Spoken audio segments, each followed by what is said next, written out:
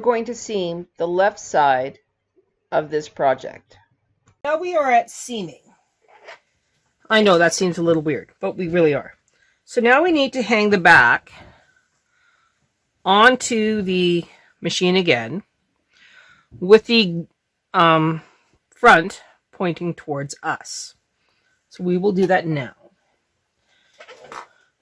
If you remember correctly, we were at 44 and 43. So we will start with 43 left and go to 44 right.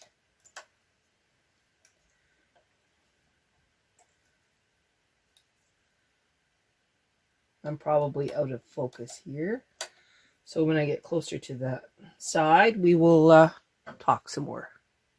I guess one of the things I need to make clear is that we're only going to hang to the yarn mark to start with.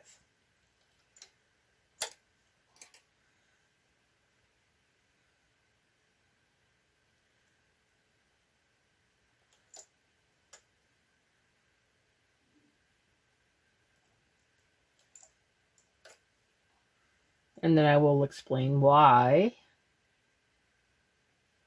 we are doing what we are doing.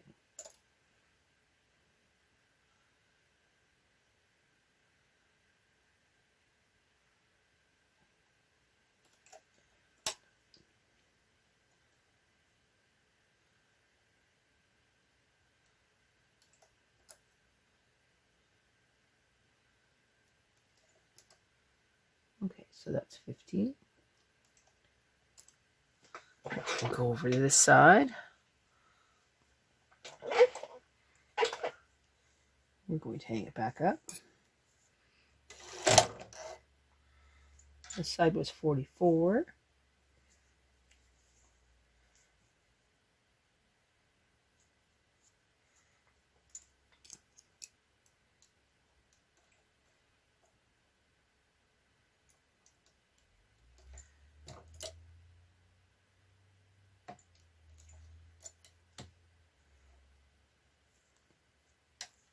Now I'm hanging on to that waste yarn pretty tight and making sure that we are stretched as far as it needs to be.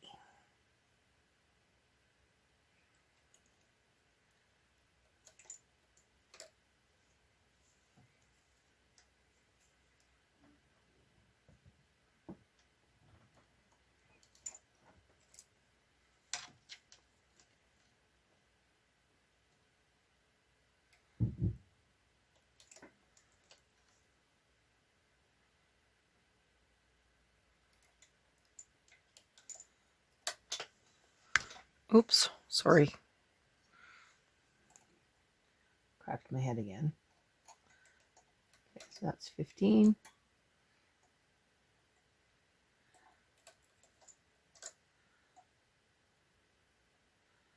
We will actually be hanging the rest of these stitches in the middle after we are further along.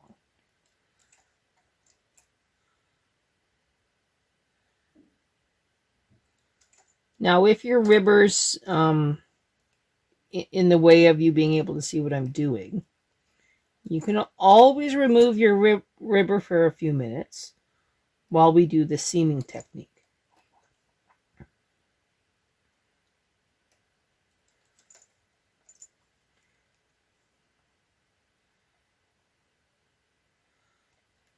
Okay, so now that can go down.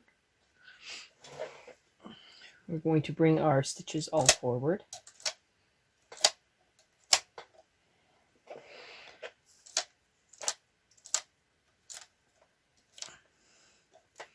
Move our ribber out of the way. If you have a towel that you can put over top of your gate pegs, now's a good time to use it.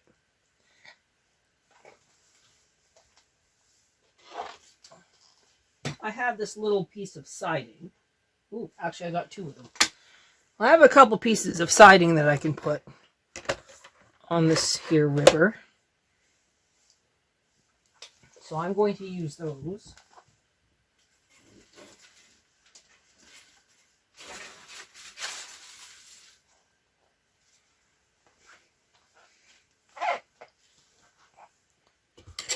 So that'll just keep my gate pegs from interfering with what I'm doing. Deep breath. Okay. So now we need to look at the fronts that we just did. Now we know that we have this length here, which is our collar. So I know that this piece here is where we have the button as opposed to the buttonhole.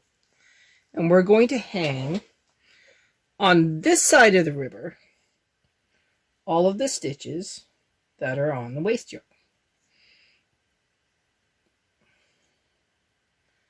So starting at the very end, I am hanging these back just inside the loops on the needles.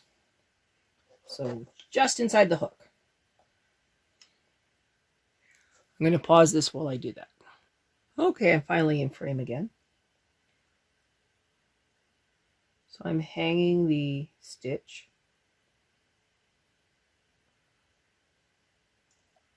very carefully just inside the needle latch, keeping these two pieces completely separate.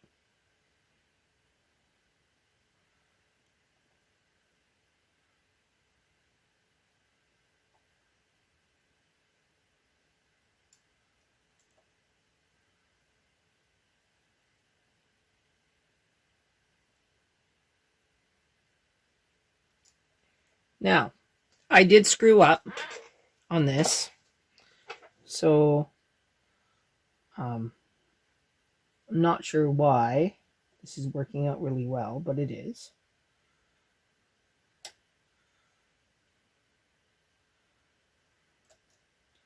I'll take what I can get.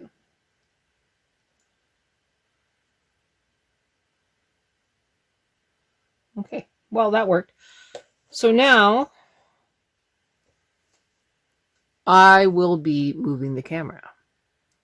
So one of the issues that my friend's mom has is a sensory issue.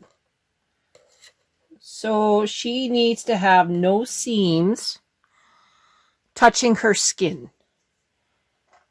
I'm not sure how she does this otherwise, but I figured that if we kitchner stitched the sides together, that we would have a much easier time making a flat seam against her skin instead of having lumps and bumps and all the like. So I'm going to grab a rather generous yarn tail. I'm going to cut it at the blue.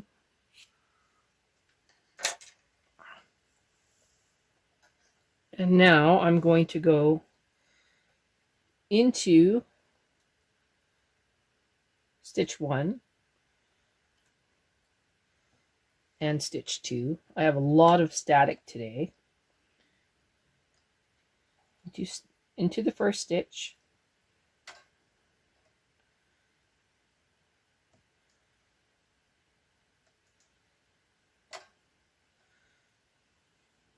Okay, this is a really long yarn tail. Okay, so into the first stitch, into the second stitch, back to the first stitch.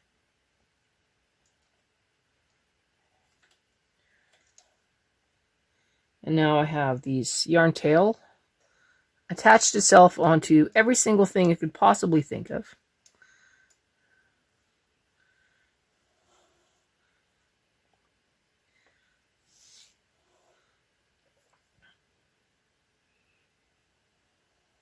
But this is the logistics. So, into 1, into 2, and then back to, and then into number 2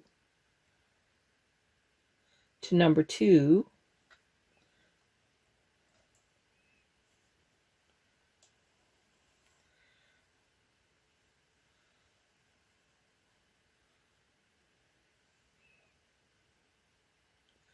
into number 3, back to number 2.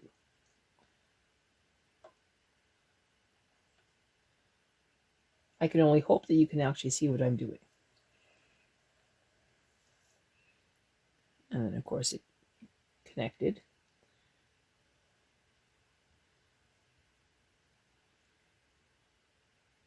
Does that make any sense? I hope it does. I hope you could see that in the exaggerated distance here. So now I'm going to tighten that up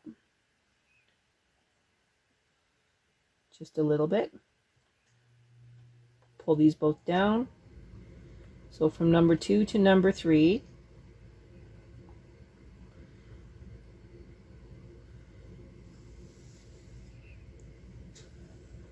Of course, that orange is in the way. I'm going to put a clip on this orange one to try and get it to stay out of the way.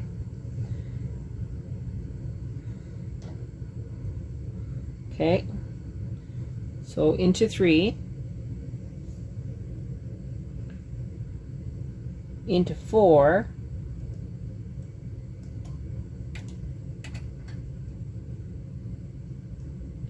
back to 3.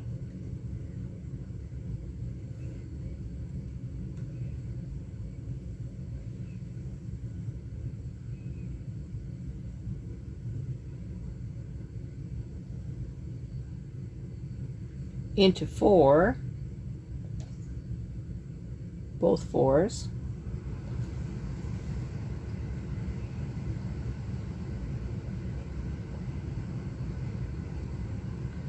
into number 5 at the back.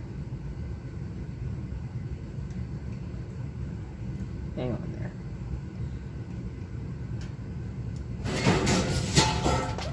One second, please. All right, we're back at it. Okay, so we were at number 1, 2, 3, 4, 5, and we go back into number 4 on the front piece. Now we go chasing our yarn tail.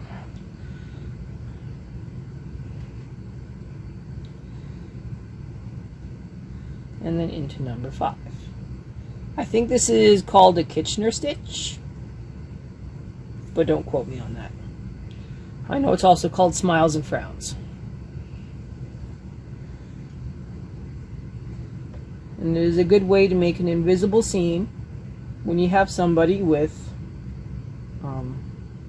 sensory issues. Sometimes you just got to be more creative and think outside the box.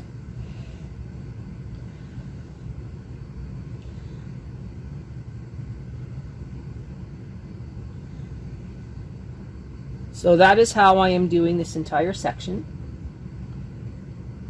Pulling it a little bit tighter.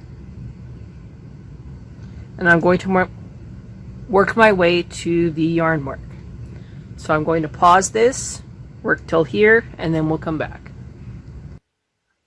All right, I've just been working away at this. Into one, back to the other, back and forth.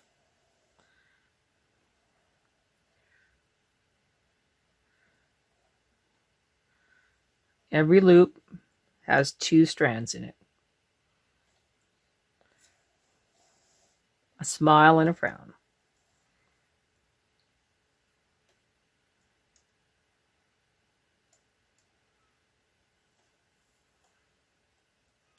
If there's something for a yarn tail to get caught on, I have managed to find them all.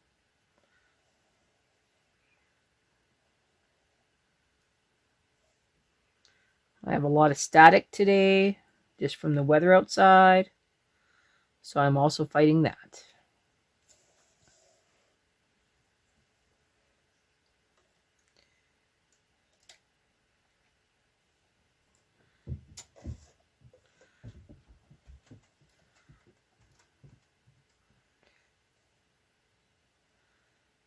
Our local magpies are bugging my dog today, so every now and then you're going to hear a magpie chirp.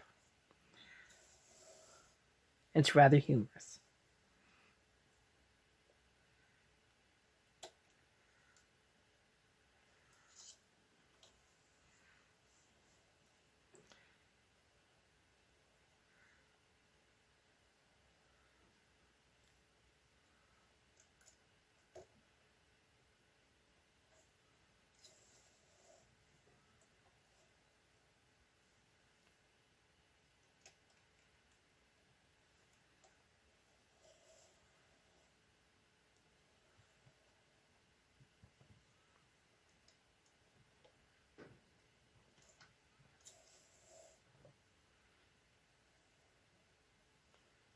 Okay, these are the last few for this run. And then we have to ease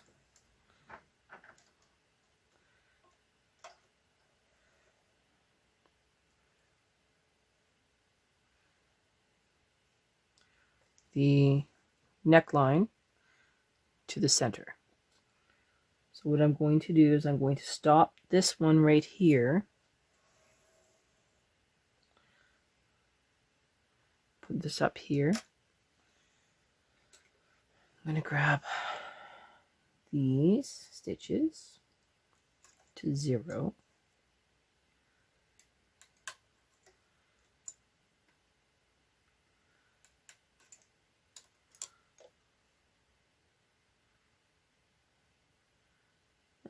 Try to get it to work.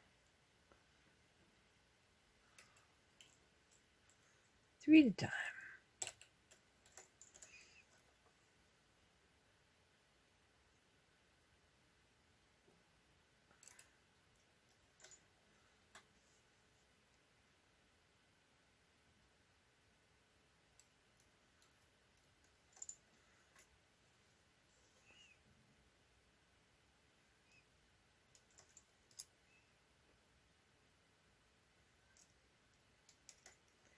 All right. Just going to line these up. Now we know that this stitch belongs here. But we have way more rows of knitting than we do stitches that are open. So we're just going to grab random stitches and we're going to hang them. Now this orange one is kind of interfering.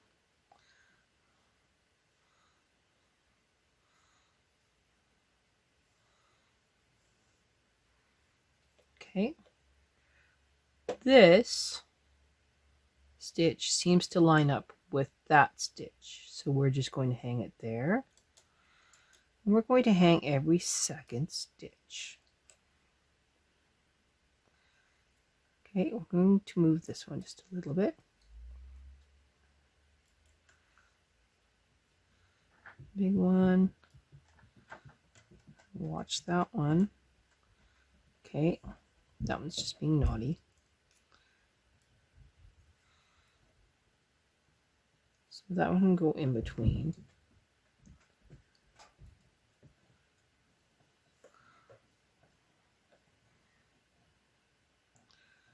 That one's nice. Second one. There. There. There. Every now and then you're going to have one that is actually a short. But as long as you can find its hole, it'll go on. Now you're going to treat these ones the same way as we've been doing these kitchner stitch. And I keep hitting the camera with my head. I am so sorry. So we're still going to go into the stitch before. I mean the stitch forward and the stitch back.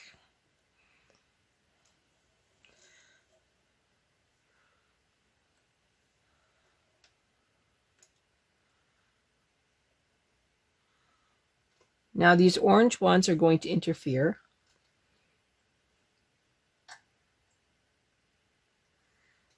So I'm going to put them on a clip and throw it in behind so that they stop interfering. Now we're just going to keep working our way around.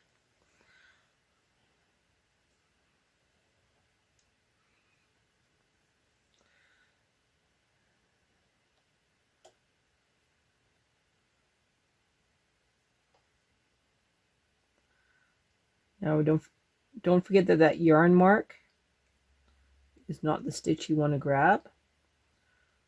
But for the ease of sewing, we grab both.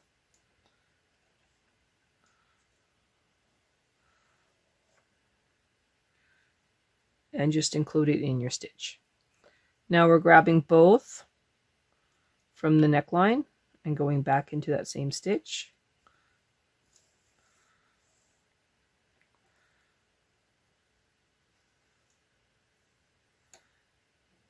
And we're just going to keep working it back and forth.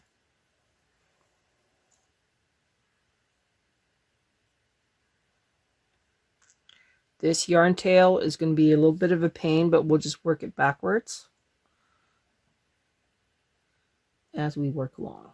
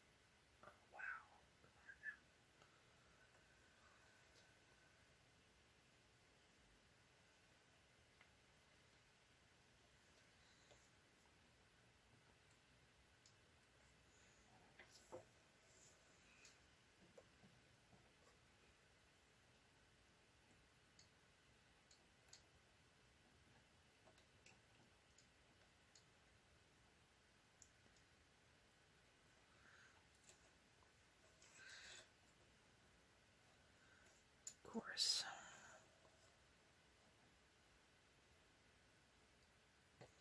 So what I've been getting caught on lately is the latches for the needles. It's kind of a pain in the butt.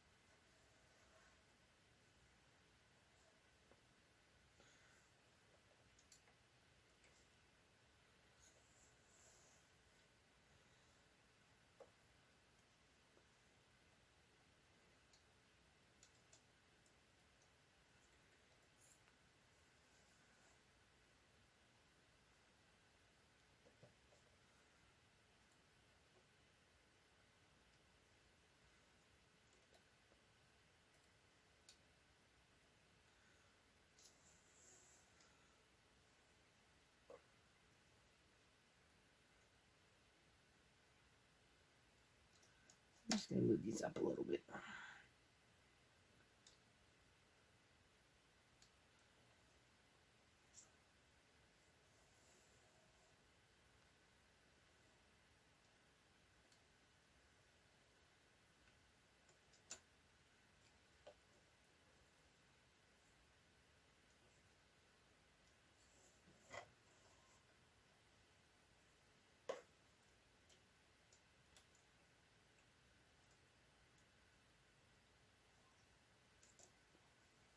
So remember to move back and forth.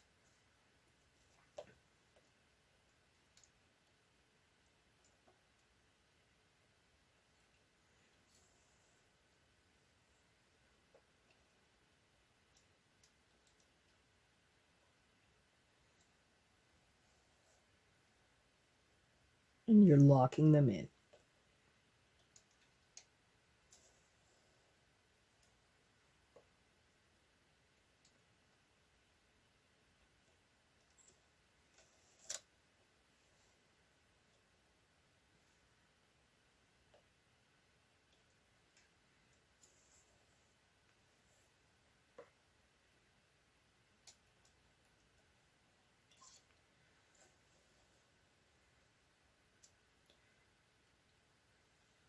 Okay.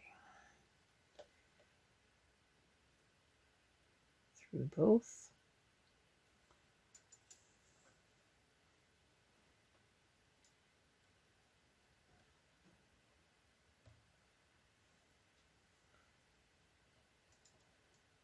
Make sure that one doesn't get tangled in. Over to the far one. Back into the first one.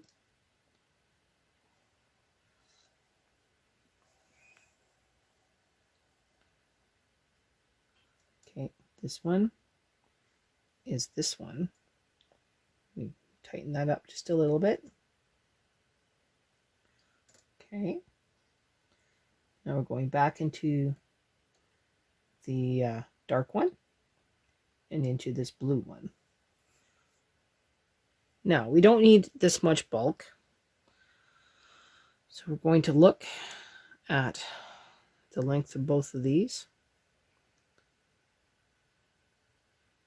And I'm just going to go over a few stitches. I want enough that I can tuck this in. So I'm going to cut these down to 20 stitches. That should be enough of a yarn tail. Now I'm going to repeat this whole process on the other side. I hope this made sense as to what I was doing. So now we're just going to repeat for the other side of the sweater. In the next video, we will be seaming the right side.